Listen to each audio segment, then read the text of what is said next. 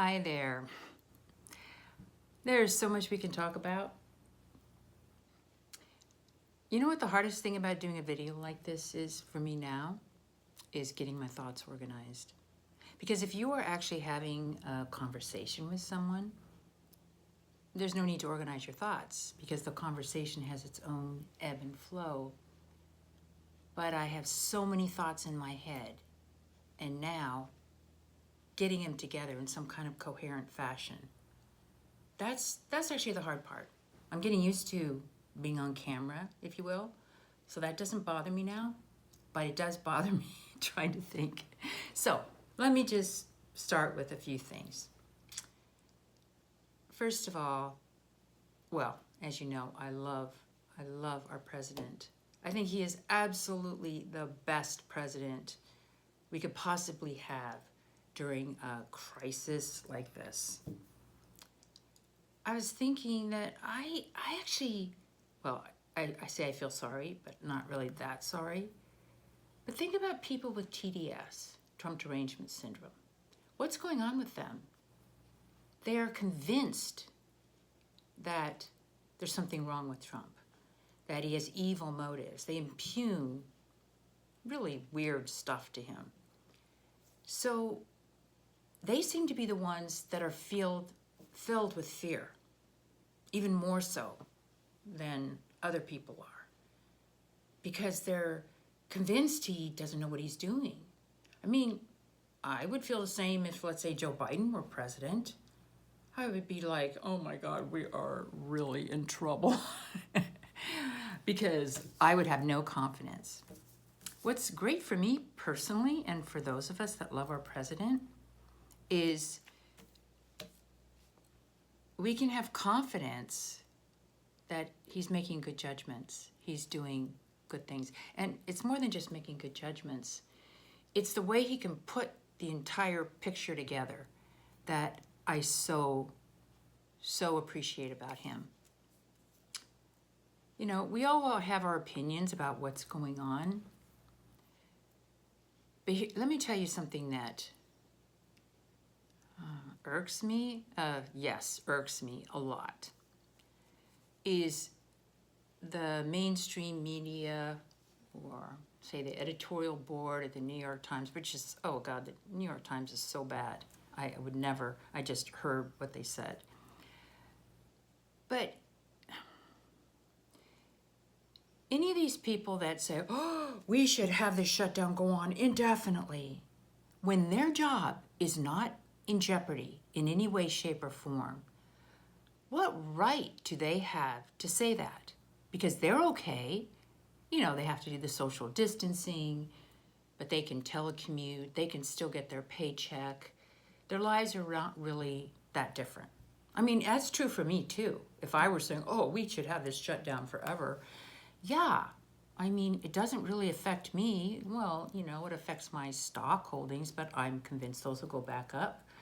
But I have a lot of pensions, thanks to my wonderful husband, who, when he retired, he signed up for full pensions for his spouse until she dies.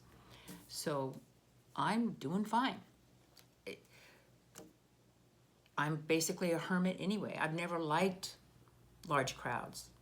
I mean, I'm kind of tired of traveling. I've done a lot of traveling. I don't really mind not traveling. I do have a trip planned for late June, but probably things will be okay by then. But I don't like that I can't go to the beach and do the rings, and even the stairs that I do exercise on. Somebody roped those off. But that's just nanny state petty stuff. It doesn't really affect me personally.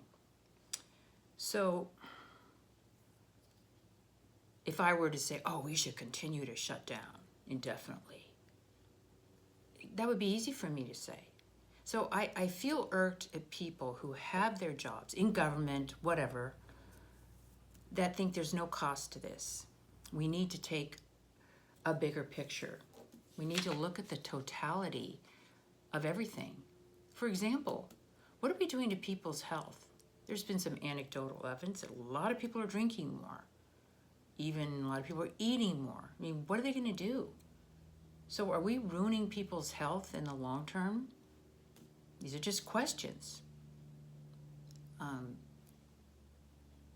We gotta think about all these things. And also, fear. Fear is horrible. And people on the left are extremely fearful. That's what I found. They hear these stories from the left, from the mainstream media, that really tend to freak them out. Just as an example, last Sunday I went to the park. There's a Palisades Park, and it rained later than the day, but in the morning it was just so beautiful. Beautiful, clear day. There were people out in the park. It really was beautiful, and people kept their distance, but they smiled and said hello, and whatever. Everybody seemed kind of happy. But as I was walking back to my car, I passed a young, I say she's probably, 35, United States Postal Service worker. And she was trying to deliver a package, and it was one of those addresses. She wasn't really sure where to put the package. So I didn't get close to her. She was a young black woman, she has a job. And she said, but as I've been saying to other people that I passed, I said, oh, it's so beautiful out, so nice to be out before the rain starts. And she just scowled at me and said, I just want to get back home and be safe.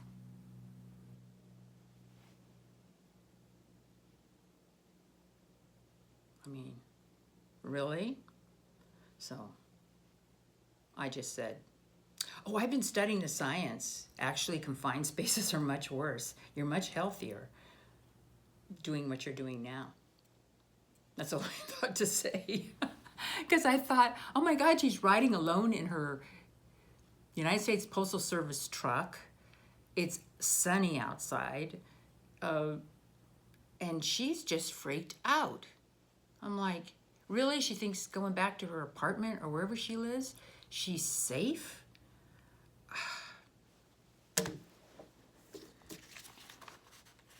I think that's true for a lot of people.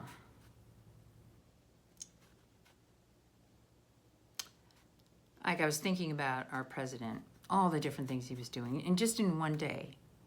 I mean, you compare this with Joe Biden, who can't even do a little press conference, or not press conference, but online thing. Just in one day, he was talking with world leaders.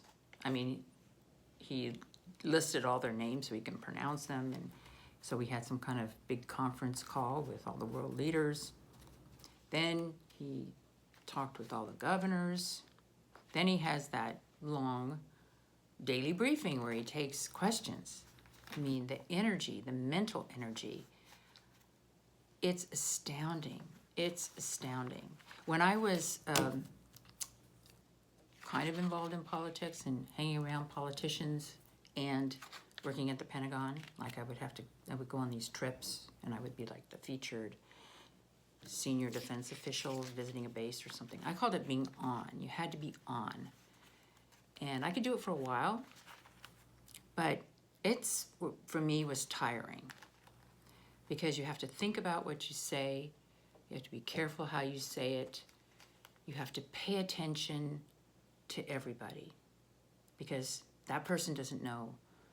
Like, I would walk into a briefing after being briefed all day long. I was kind of mentally exhausted.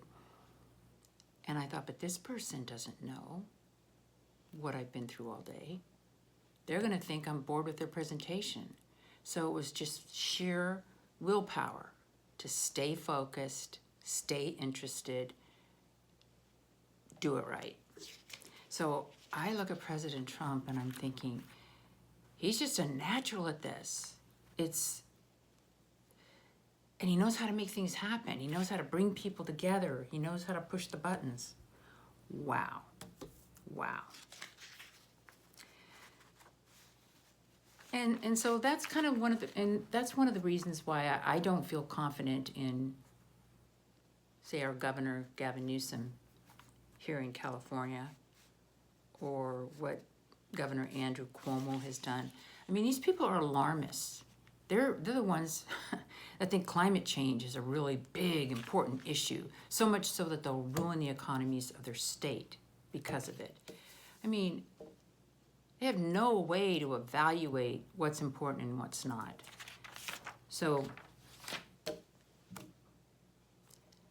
I have no confidence in what they say and how long this lockdown occurs. You know, we all have our opinions. My opinion, this is way, way, way overblown. I'm not saying I don't support what our president is doing, but I guess I've read too many books on the history of various pandemics in the past and diseases. And when you have people dying right and left, like you come across a family and like all the people are dead in their apartment. I mean, even the Ebola was very scary because anybody that came close, I mean, they all died. I don't see this happening. Like I said, I'm thinking that people get sick, but who's dying? Maybe some older people and people with underlying conditions, and healthcare workers are probably overexposed. So I was talking to my wonderful, wonderful niece, Jenna. She's an Army captain, and she's a dentist in the Army.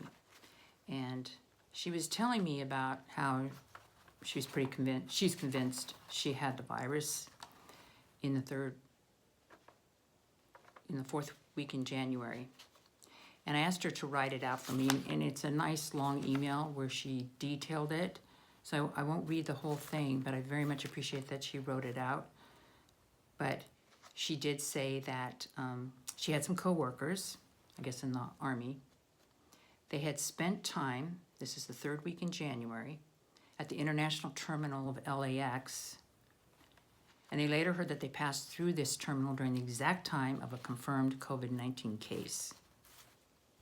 The following week, a few of these coworkers had become ill and were out sick. Then Jenna started getting a really prominent dry cough and the sniffles. And, you know, there's strict rules in the Army, particularly if you're a dentist and you're working on patients. So they tested her and she didn't have the flu, but it was clear she was sick. And she said her chest really hurt at the time. I mean, really hurt. And she had severe body aches. And she talked about some of her coworkers had some things like that. And she said usually she fights off a fever pretty fast, but this persisted for more than 72 hours. And then she said a week later, her husband, Mitch, who's super CrossFit dude, I mean, he's really, really good, ended up getting the exact same sickness a week later, but he recovered with 0 complications. But they both go to a CrossFit gym. And multiple people at their gym ended up getting sick, probably because of Jenna and Mitch. But Jenna said, one couple stood out to me. Both the husband and wife became very sick. However, not one of their 3 young boys showed any symptoms of having the flu. So I was also talking to my friend Mark, and in late January, in looking back, he thinks, and he does a lot of traveling, he thinks that, yeah, he had the coronavirus as well. So I actually think it's much, much more widespread. I mean, come on, if this were a serious, serious pandemic, I mean, there'd be a lot of people you would know, that, and I would know, that are dead. Okay, what are we really hearing? We're hearing projections, we're hearing models that this is going to happen and that's going to happen. It so reminds me of the climate change, climate alarmism, you know, that in the future, you know, the rate, it's going to do this and going to do that. And really, they're just worried about the hospitals. But I don't know people dying right and left. I don't know anybody that's died. Okay? So that doesn't mean I don't think we should do some of these things, but I don't think we have to have this total lockdown that we're doing. And I so support our president when he starts loosening it, where we look at where is the problem. And here's the other thing I like about this. The other thing I like about it is, okay, let's say this turns out to be way overblown, overhyped, whatever. Well, someday there could be a really bad virus that hits, the kind that people die right and left, when people are dying right and left.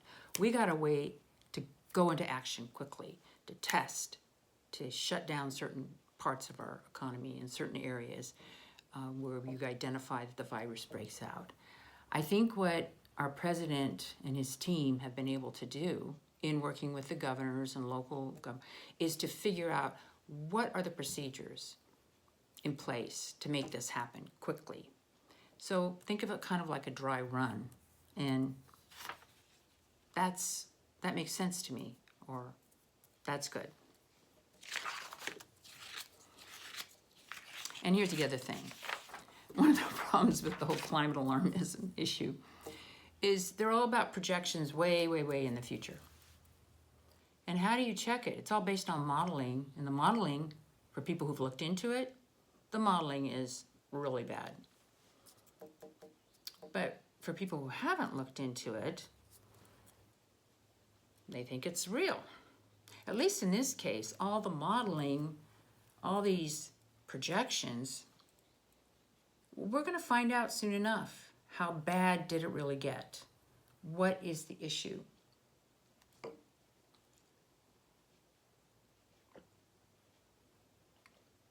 And we'll know. I kind of had a weird thought when I was... And when you think about how many people there are in the world, and we don't have millions of people dying in the world from this, not even close. It's only that it's like doubled, but doubling doesn't really matter. What are the absolute numbers? The absolute numbers are actually not that high. It's just that people think, oh my God, we're on this trajectory.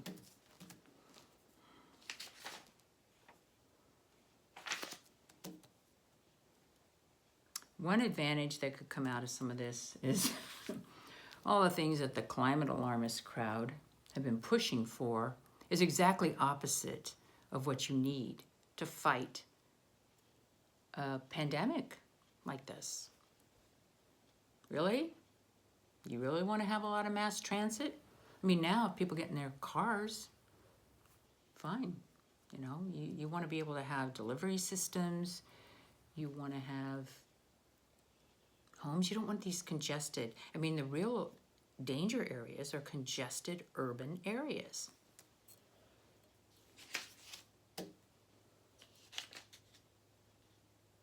And what you can do is when a serious virus hits, you should be able to shut down those areas first. That's what I'd like to see. Okay, throughout all this, I can't watch too much of this. It just, you know, like everybody else, it's just like too much. But my favorite show at the moment is, I do watch One American News, at least 1 hour, because then it gets me the news of the day. But I do like Laura Ingram's, the Ingram angle. She's a very, very smart woman, in my opinion. And she does her research, and her show, it's called the Ingram Angle. I learn a lot. She has like her own medical team that she talks to. And she's the one that really talked a lot about the Hydrochloric Win, the good results, and the azithromycin, I mean the doctors that are using it. And probably my second favorite, maybe, Except Greg Gutfeld on the 5. I do like listening to him.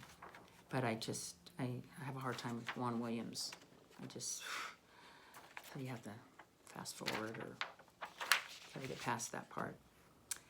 But I was a little annoyed at Tucker Carlson for hyping the fear, because like one earlier, he had like what was happening in New York City, and this one New York hospital, people were dying, and you know, like I guess they had 13 people dying, and they had one New York City, you know, the emergency room doctor there, and there was a clip of him saying, "This is worse than 9/11." You know, I mean, it really sounded bad. And he said, and this doctor was quoted saying, "People come in, we intubate, then they die, and then we do it again. We intubate them, and they die."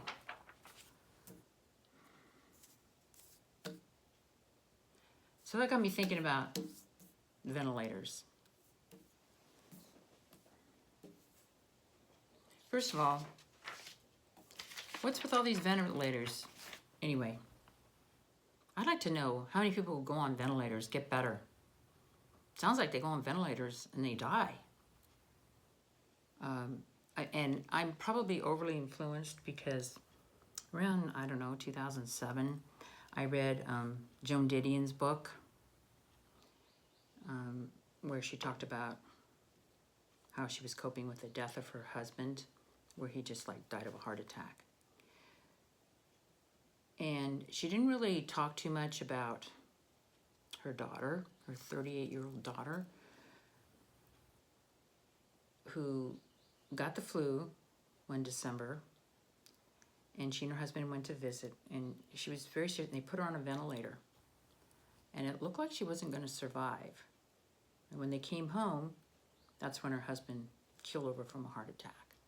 And I thought, you know, he was very close to his daughter. That's why he died. But then she wrote another book, this time about her daughter. And it was just horrific because, first of all, she's on a ventilator for a long time, and apparently they sedate you, which now they know can lead to delirium, and that's really serious. So now they take you off the ventilator, they walk you around, but you're sedated. So that can't be good for your brain.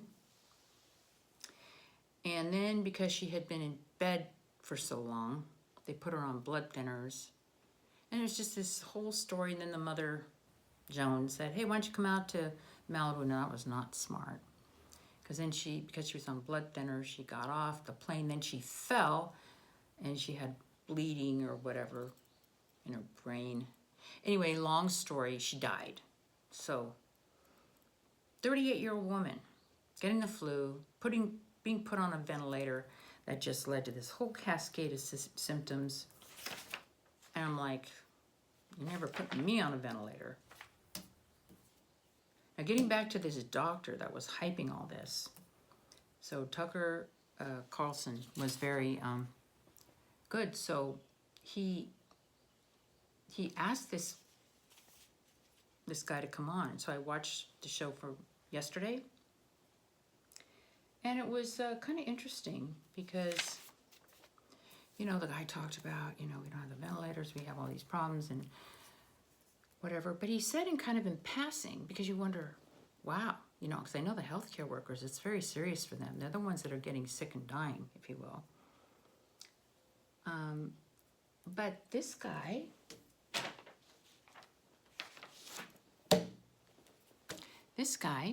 just mentioned in passing, he used the brand name, so Tucker didn't catch it, but I guess the producer spoke in his ear and asked him about it. But this guy had, he was on hydrochloric Win as a prophylaxis, so that maybe that's why he's not getting sick, because you would think, you know, he's with all these people or whatever. Why isn't he catching it? So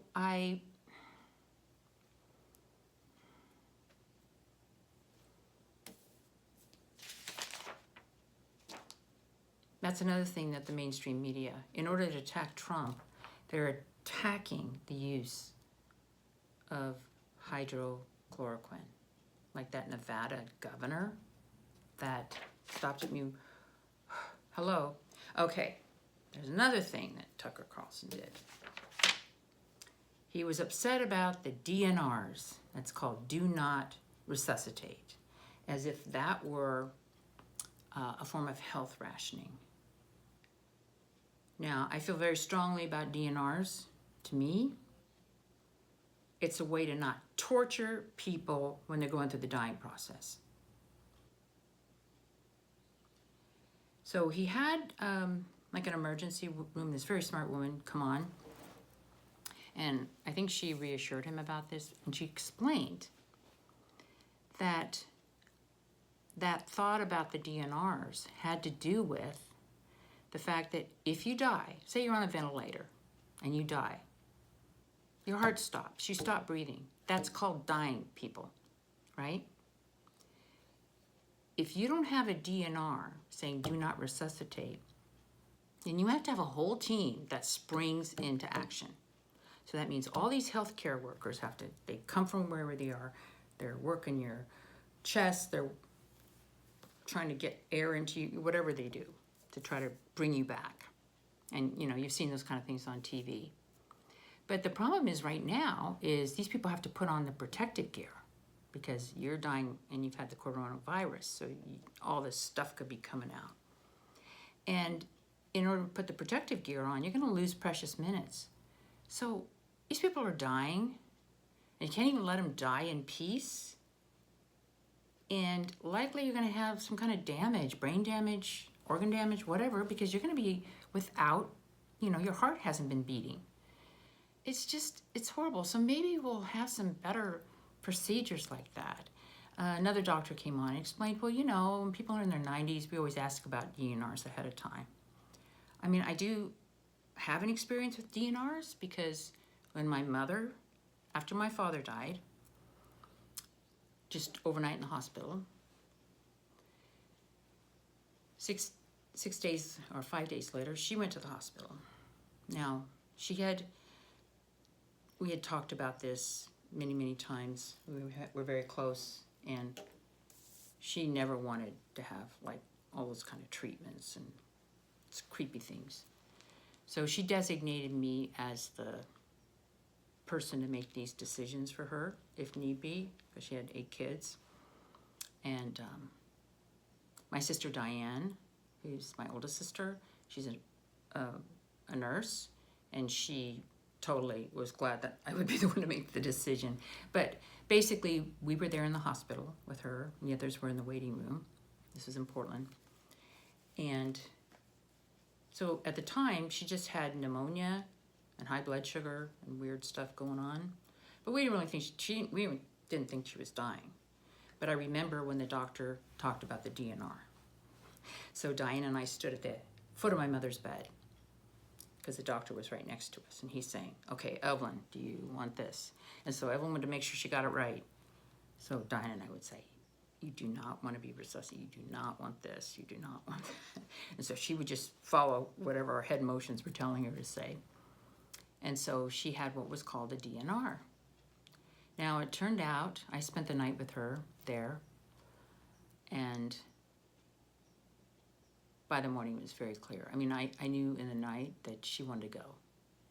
When she went to sleep around 4 a.m., and I was lying next to her, I just suddenly knew she did not want to live anymore.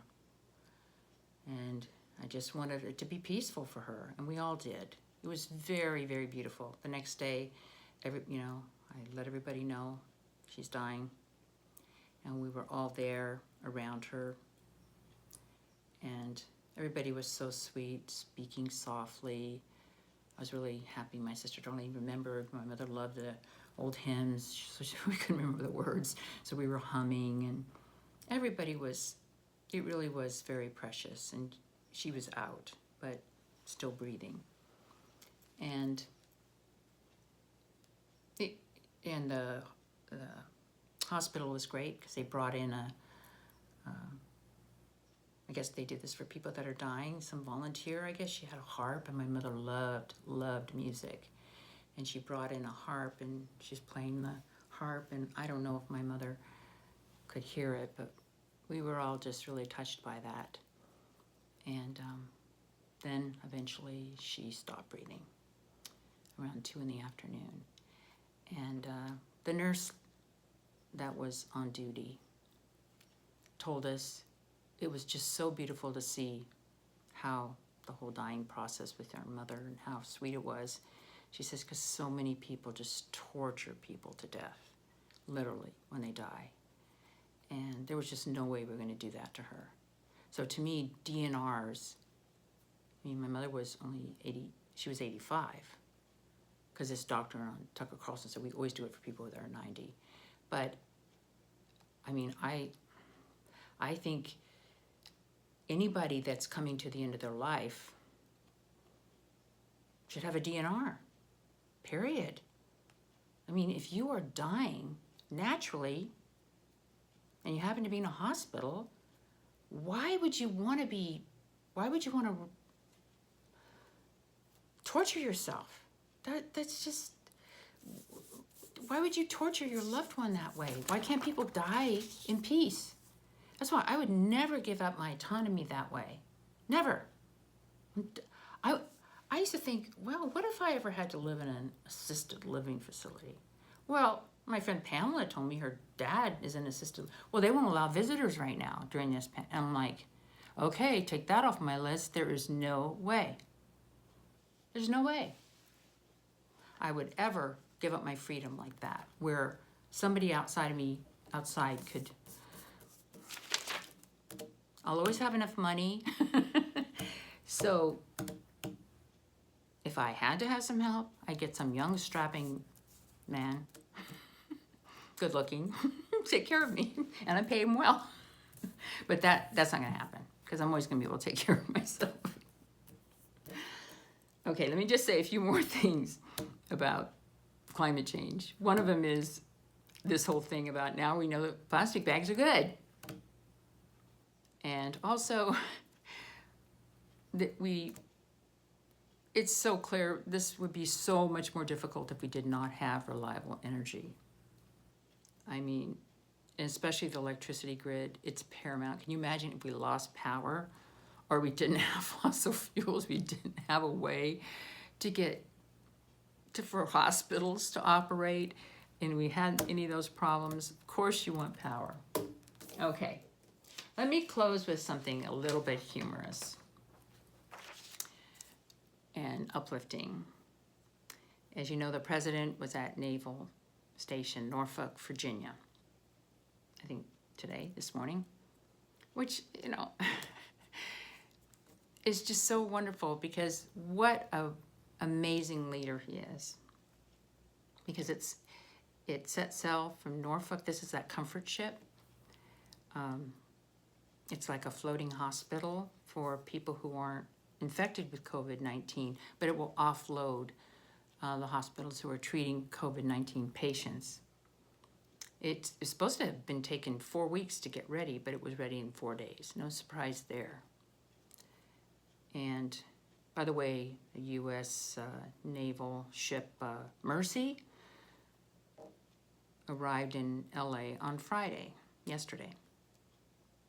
So anyway, the president was there to say a few words and to thank all the people, blah, blah, blah.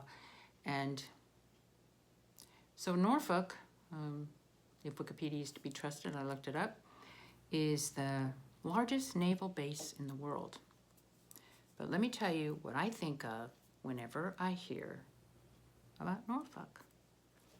Well, as you know, my late husband, Harold Rosen, well, he was in the Navy at the tail end of World War II. And he was at a major training center in Great Lakes, Michigan, which was a naval station. So he never actually saw anything bad. But it was really great for him because he studied electronics. And remember, radar had just been like from the British in World War II. So radar was new, so he was learning all the latest electronics techniques and stuff.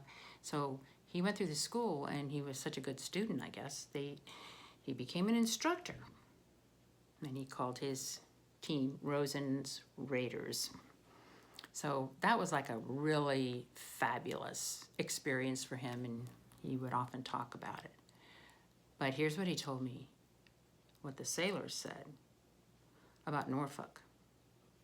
They had a little song, which is, "We don't drink and we don't smoke. Norfolk, Norfolk, Norfolk." See you next week.